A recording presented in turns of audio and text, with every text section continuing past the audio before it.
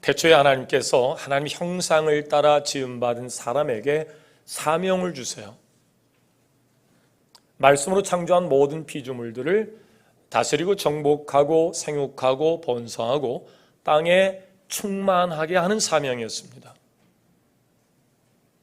하나님 주신 권세를 가지고 그 사명을 감당할 수가 있었어요. 그런데 죄가 에덴 동산에서 결국 아담의 마음을 바꿔놓습니다.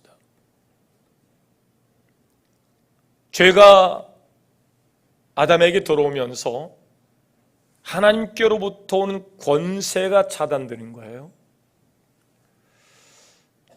말씀으로 창조한 모든 피조물들을 다스리고 정복하고 생육하고 번성하며 땅에 충만해야 될 사명을 내려놓게 됩니다.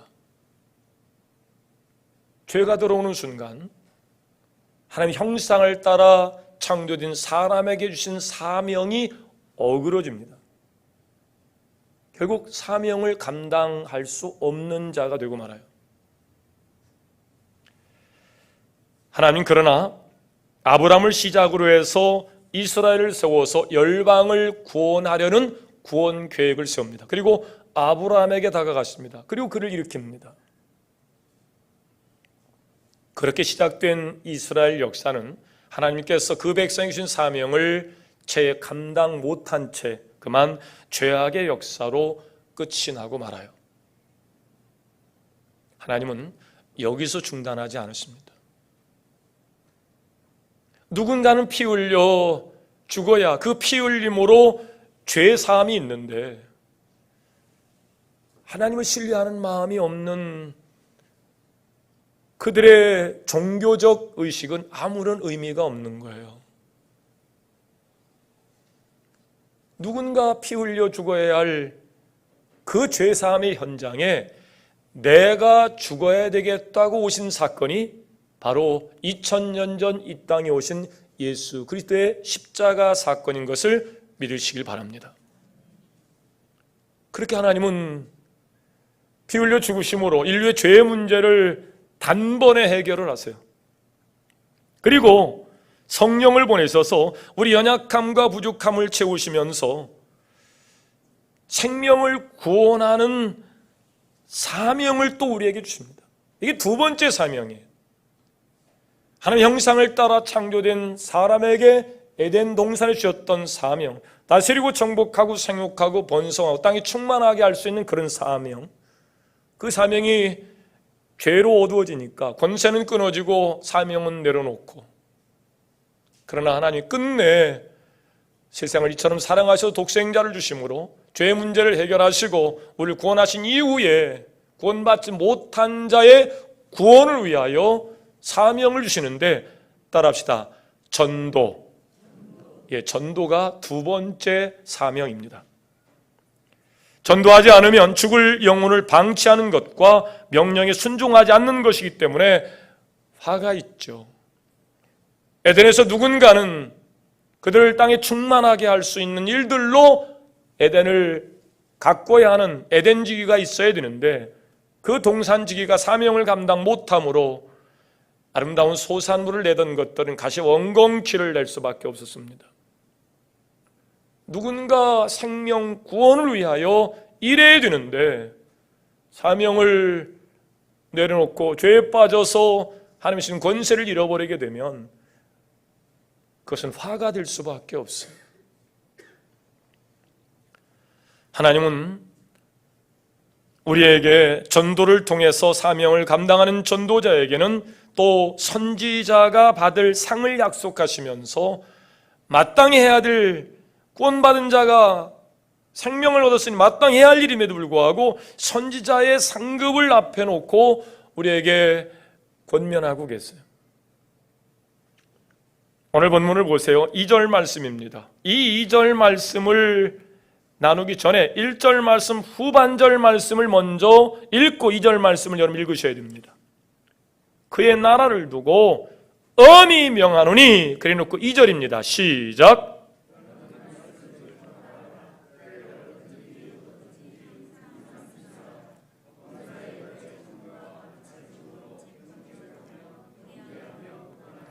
엄히 명하노니 너는 말씀을 전파하라. 때를 얻든지 못 얻든지 항상 힘쓰라는 거예요. 어떻게 명하신다고요? 엄히 명하세요. 우리를 죄악에서 건지시니가 우리에게 예수 생명을 통해서 영생을 이루시게 할 그분이 우리에게 주신 명령입니다. 청유 권유가 아니에요. 명령이에요. 엄히 명하는 명령입니다. 너는 말씀을 전파하라. 때를 얻든지 못 얻든지 전파하라. 성경에서 이렇게 우리에게 전도를 강조하는 이유가 뭘까요? 첫째, 전도는 하나님이 우리에게 주신 사명이다. 시작. 전도는 하나님이 우리에게 주신 무엇이라고요? 사명이기 때문에 그래요. 오늘 본문에서 너는 말씀을 전파하라. 때를 얻든지 못 얻든지 항상 힘쓰라. 엄히 명하시는데 주님이 이 세상에 오셔서 하셨던 최우선적인 일도 이 사명을 감당하는 일이셨어요. 마가복음 1장 38절입니다. 우리가 가까운 마을로 가자. 거기서도 전도하리니 내가 이를 위하여 왔노라. 주님 오신 이유가 그 목적을 분명히 합니다. 나는 전도하는 일을 위해서 이 땅에 오셨다는 거예요. 그리고 앞장서서 전도를 하십니다. 예수는 복음을 전한 일이라면 산이든 강이든 불이든 물이든 가리지 않아요. 유대이든 헬라인이든 가리지 않으셨어요. 그게 목표였으니까요. 이제 오신 사명 그대로 전도하는 일들로 공생애를 지내시다가 피 흘림이 없이는 죄사함이 없게 하나님이 영신이 피 흘려 죽을 수는 없지요. 그래서 육신을 입고 성육신 하셔서 제물이려 피 흘려 죽으시고 그 피로 우리를 깨끗하게 하신 후에 이제 사명을 감당하신 후에 보좌 우편으로 주님은 들림을 받게 되지요. 그때 부활하신 주님이 제자들을 불러 모아놓고 이야기합니다. 내가 전도하러 왔다 그랬지. 너희들이 예수 생명을 통해서 구원을 받고 영생에 이르게 되었으니 그렇지 못한 자들의 구원을 위하여 너희들이 교회적 사명을 감당해야 되는데 이거 성령 받지 못하면 안 된다. 그래서 성령 받기를 기도하라고 부탁하시고 가십니다. 그리고 이렇게 말씀합니다. 성령이 임하시면 너희가 권능을 받게 될 것이고 그래서 예루살렘과 온 유대와 사마리아 땅 끝까지 이르러 내 증인이 되라. 무엇이 되라고요? 증인이 되라는 거예요. 증인된 삶을 살아가는 것이 바로 전도자의 삶인 것이죠. 이게 사명이 이 일을 위해서 주님이 부활하신 후 죄를 만나서 말씀하시고 그렇게 주님의 명령에 따라서 성령 받기를 구했던 그들이 성령 받고 시작한 일이 바로 증인되는 일이에요. 전도하는 일이었다고요. 안산 제1교회를 심무하시는 고은 목사님의 간증이에요. 그게 박 집사님이 어느 날 목사님을 찾아오신 거예요. 목사님, 제가 평생 남편과 5남매를 위해서 기도했는데 어쩌면 한 사람도 아직 제가 전도를 못했습니다.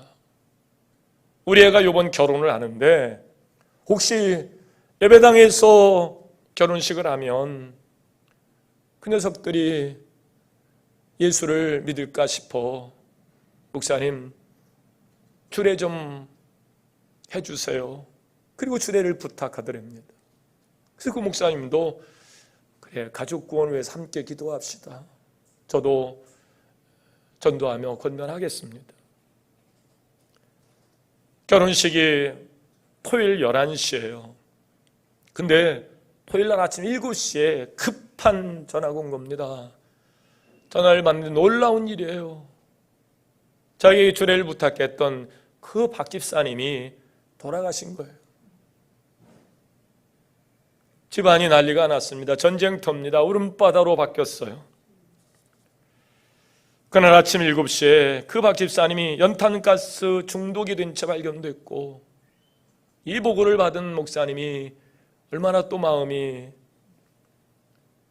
걱정스러웠겠어요. 잠시 기도하던 중에 하나님이 감동을 주시더래요. 죽은 자들은 죽은 자들로 장사 지내고 너는 복음을 전하라. 누가복음 9장 60절의 말씀을 주셔서 이제 가족 중에 한 사람을 상을 지키라고 결혼식을 올렸답니다. 시위 끝나자마자 목사님 신랑 신부를 불렀어요. 신부님 놀라지 말고 잘 들으세요. 시어머니가 오늘 아침 연탄가스로 사망을 했습니다. 이제는 예복을 벗으시고 상복을 입고 저와 함께 장례를 치르십시다. 제가 힘껏 돕겠습니다. 난리가 났습니다. 집안 사람들이, 이웃 사람들이 며느리 얻고 시어머니가 죽었으니 며느리가 시어머니 잡아먹은 것 아니냐. 그런 중에 정말 더 놀라운 기적 같은 일이 벌어졌어요. 장례 중에 세 아들이 목사님께 와서 무릎을 꿇고 회개하는 겁니다. 목사님, 앞으로 저희가 어머니의 신앙을 받들고 예수를 믿겠습니다. 펑펑 우는 거예요. 사연을 들어보니까 금요일 날 철야 예배를 끝나고 그 집사님이 집으로 가서 보니까 결혼식을 앞두고 이제 친척들이 많이 오니까 방이 부족해서 안 쓰던 방에 연탄을 놓고 거기서 세 아들이 자는 거예요. 그러니까 세 아들을 물끄러미 바라본 집사님은 저놈들이 예수를 믿어야 되는데, 그래서 이제 그 아들을 깨워서 아버지하고 같이 안방에서 자거라. 나는 내 이 방에서 기도할 것이 있다. 그리고 세 아들을 깨워서 안방으로 보내고 이제 그 방에서 엎드려 기도하다가 연탄가스를 맞고 돌아가신 거예요. 어머니가 살아생전 그렇게 애원했던 너 예수 믿어라, 너 예수 믿어라, 이 아이가 들리지 않았는데 어머니가 죽고 나니까, 만약에 어머니가 새벽 2시에 철야 끝나고 와서 자기를 깨우지 않았으면 자기들이 연탄가스 맞고 죽는 건데 어머니가 대신 깨워서 안방으로 보내고 어머니가 죽으신 거예요. 어머니가 죽은 것을 생각해보고 어머니의 그동안 했던 말씀을 들으니까 이게 견딜 수 없는 회개의 마음이 들어온 거예요. 그래서 목사님을 찾아서 목사님, 저희들이 잘못했습니다. 어머니는 돌아가셨지만 어머니 신앙 유지를 받들어서 저희들 교회 나오겠습니다. 예수를 믿겠습니다.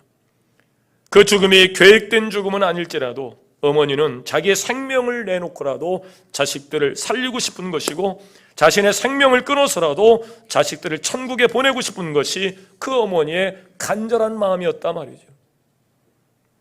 주님은 자신의 몸을 우리를 위해서 내어놓으셨어요. 바울이 이렇게 고백합니다. 로마서 9장 3절, 나의 형제 곧 고륙의 친척을 위하여 내 자신이 저주를 받아 그리스도에게서 끊어질지라도 원하는 바로다. 내 고륙 친척이 구원받는 일을 위해서는 내가 그리스도와 관계가 끊어져도 내가 감당하겠다 이거예요. 일배반적인 이야기입니다만은 그 간절함의 마음을 엿볼 수 있잖아요. 내 고륙 친척의 구원을 위해서라면 내가 관계가 끊어지더라도 내 고륙 친척이 구원받았으면 좋겠다. 내가 지금 저주를 받더라도 우리 친척과 모든 사람이 구원을 받았으면 좋겠다. 이게 바울의 간절한 소원이에요. 이 마음을 우리가 헤아리고 우리도 이 마음을 가지고 우리의 가족들을 위하여 기도의 사명을 감당해야 될 줄로 믿습니다. 두 번째, 전도가 사람의 마음을, 사람의 생명을 구원하는 유일한 길이기 때문에 이 성경은 이 전도를 엄히 명령하면서 우리가 강조하는 거예요. 고린도서 1장 18절을 찾아가 보실까요? 고린도전서 1장 18절입니다.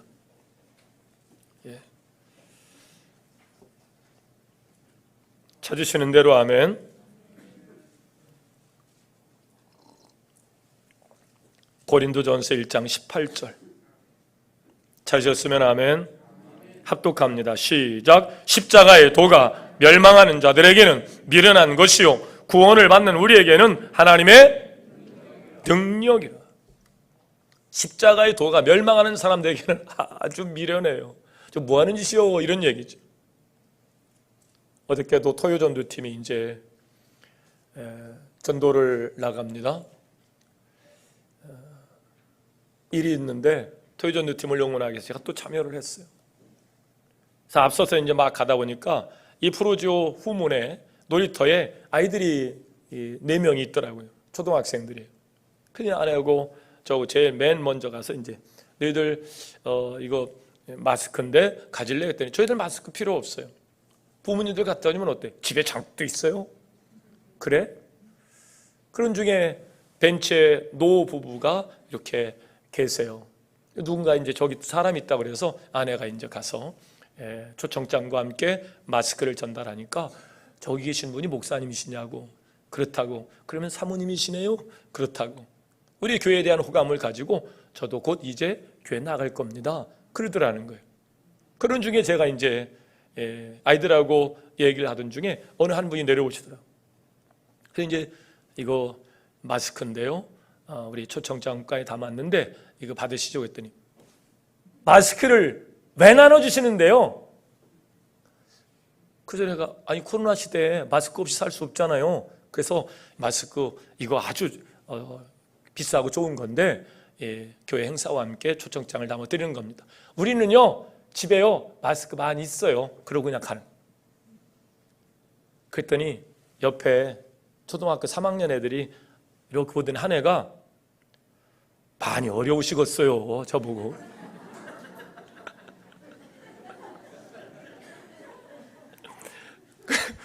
순간에 저도 웃음이 나오더라고요. 괜찮아 그랬더니 헐렁 그 얘기가 나오자마자 인생이 다 그런 거예요. 또 이제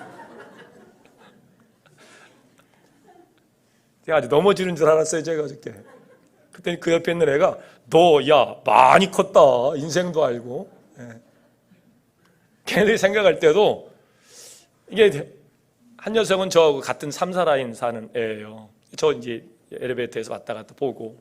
근데 거기서 인사하고 그러다가 이제 가방 하나 들고 전도지 들고 와가지고 전하는데 안 받으니까 지들 생각에도 민망하잖아요. 그러니까 목사님 뭐 어려우시겠어요. 내가 괜찮아 했더니 인생이 다 그런 거예요. 걔네들이 볼 때는 민망한 손이고 어렵다고 생각하고 또 그 미련한 것으로 저 사람들이 뭐 하는 것일까 이런 생각을 갖는다는 거죠. 오늘 고린도 전서의 말씀입니다. 십자가의 도가 멸망하는 사람들에게는 미련한 것이고 그러나 구원을 받은 우리에게는 하나님의 능력이라.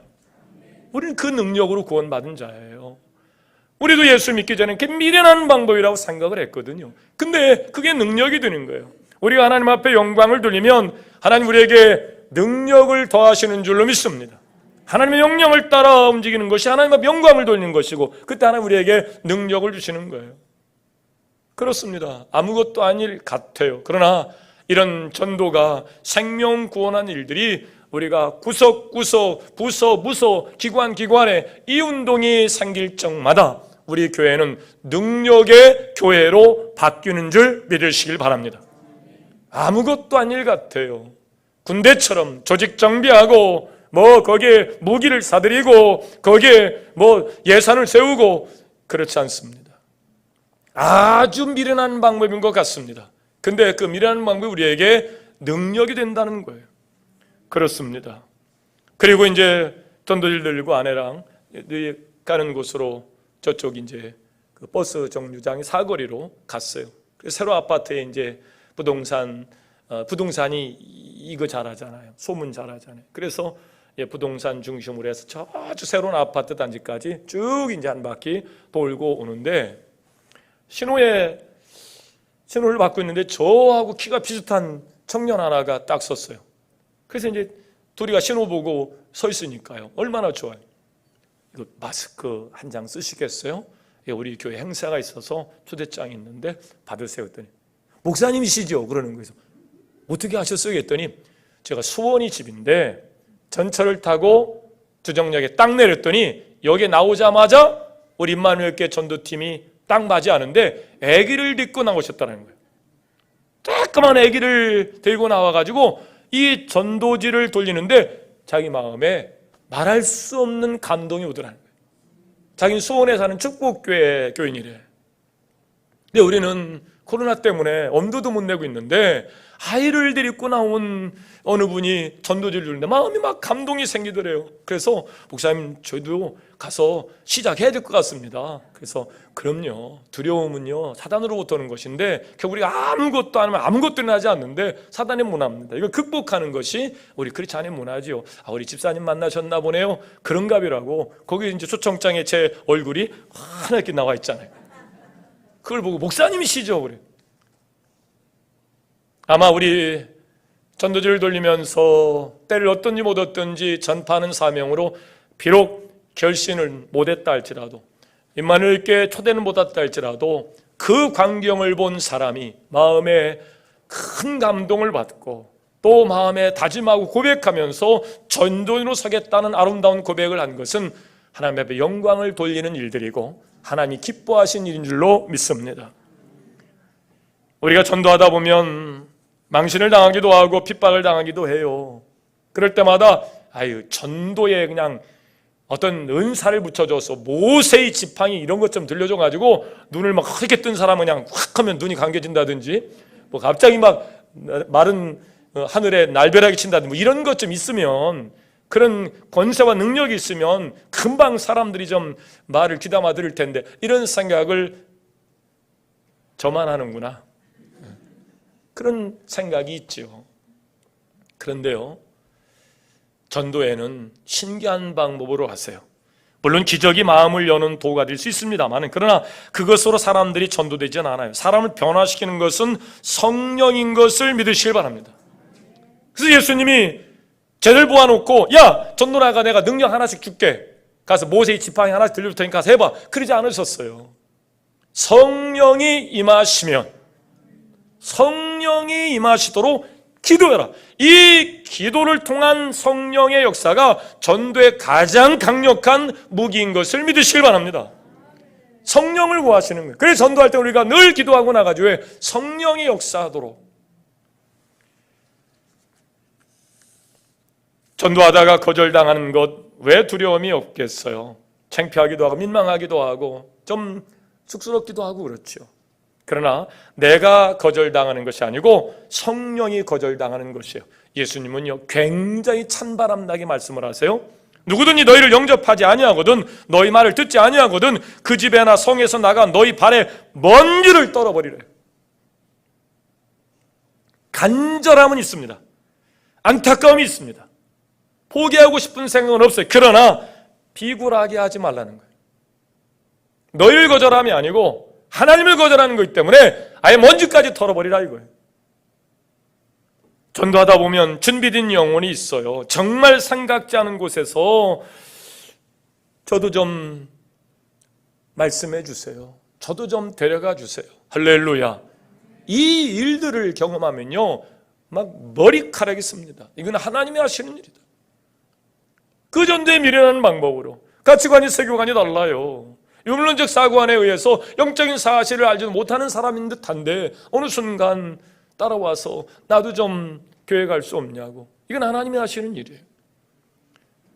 그렇습니다. 우리가 다른 사람을 어떻게 도울 수 있을까요? 또 가장 큰 도움은 무엇일까요? 바로 전도입니다. 전도는 주님의 소원이고 명령이고 목표인 줄로 믿습니다. 이 우선적인 일 바로 우리의 사명인 거예요. 세 번째, 전도해야만 하는 이유는 교회된 우리의 존재 이유이기 때문인데, 교회 존재 이유가 그렇습니다. 신약에 자랑스러운 칭찬받는 두 교회를 꼽으라 그러면 예루살렘 교회와 안디옥 교회예요. 예루살렘 교회를 먼저 예를 들면, 예루살렘 교회는 성령 강림으로 교회가 시작이 됐는데, 이들은 성령 받기 위해서 가르쳐 주신 대로 정말 기도에 힘써요. 성령 받기 위해서. 성령이 임하자 그들이 성령이 말하게 하심을 따라 말하기 시작합니다. 얘는 성령이 없었으니까요 자기 하고 싶은 대로 말을 해요. 자기 가치관과 세계관에 의해서 말을 합니다. 똑같은 현상인데도 어떻게 말하는 사람들의 자리가 그렇게 다를까요? 그런데 성령을 받고 보니까 내 말이 아니고 내 의식 속에서, 의식의 흐름 가운데서 피어나는 것이 아니고 성령이 내 안에 감화와 감동을 통해서 말하게 하시는 거예요. 성령 받고 베드로가 나가서 이야기합니다. 너희들이 못 박아 죽인 예수가 우리의 그리스도다. 그러자 그들이 막 어쩔 줄을 몰라서 우리가 어떻게 하면 되겠냐, 회개하고 죄사함을 받으라, 세례받고 예수를 영접해라. 그들이 3,000명이 구원을 받은 줄로 믿습니다. 이런 놀라운 일이 벌어지는.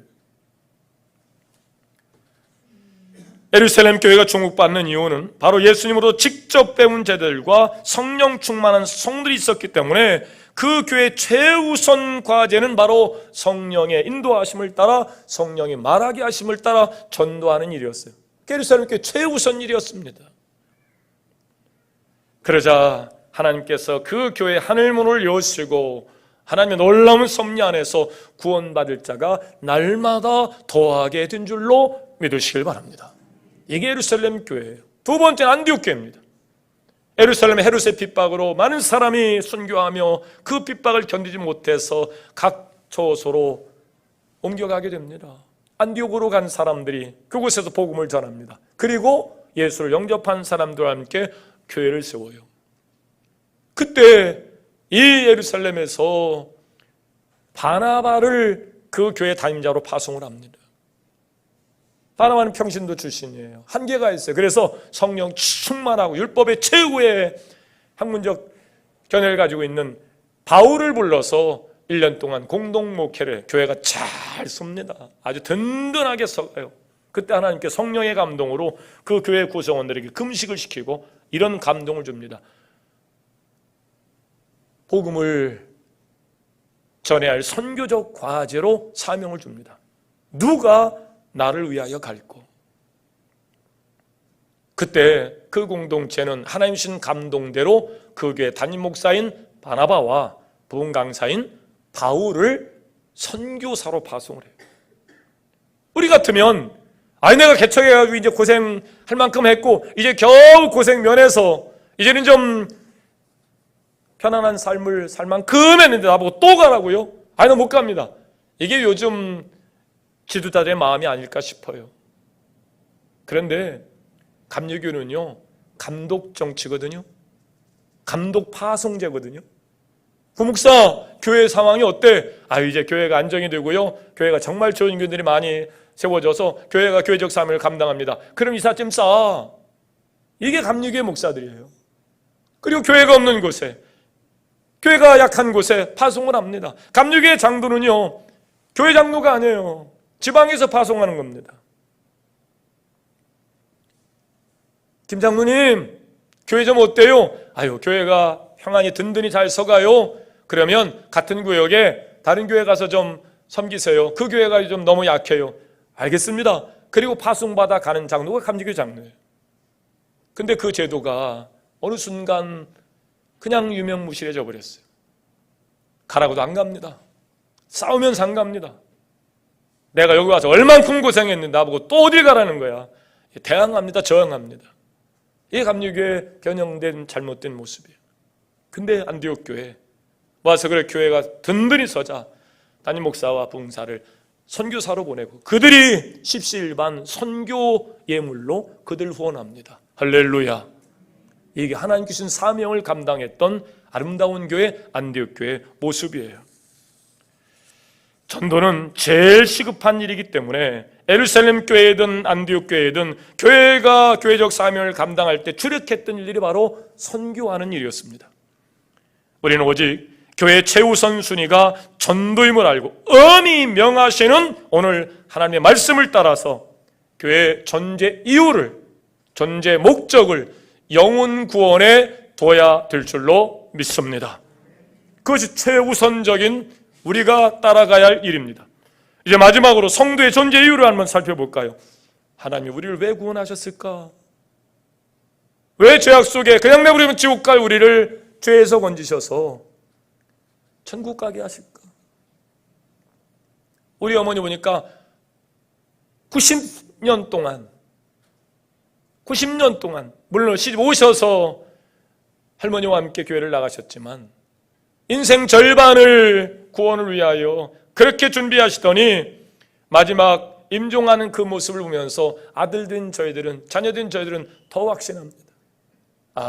이 생명을 구원해 주신 하나님의 은혜 안에서 죽음이 끝이 아니고 새로운 시작의 문을 열고 들어간다는 이 놀라운 사실은 죽음 앞에서, 여러분 자녀들 앞에서 정말 변을 봐야만 하는 이런 임종 직전에 무슨 윤리와 도덕이, 무슨 위선적인 거짓말이 가능하겠습니까? 그냥 본능이 나오는 거예요.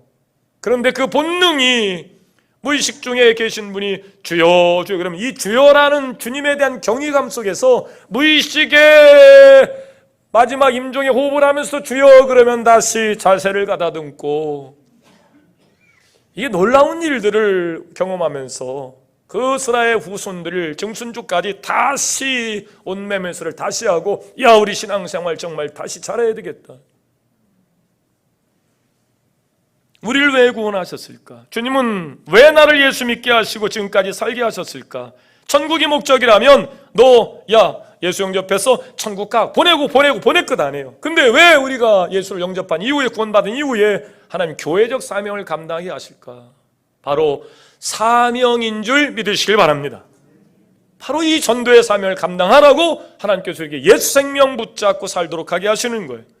사도 베드로는 이렇게 그 이유를 말합니다. 너희는 택하신 족속이요 왕같은 제사장들이요 거룩한 나라의 그의 소유된 백성이니 이는 너희를 어두운 가운데서 불러내어 그의 기이한 빛에 들어가게 하시니 아름다운 덕을 선포하게 하려 하심이라.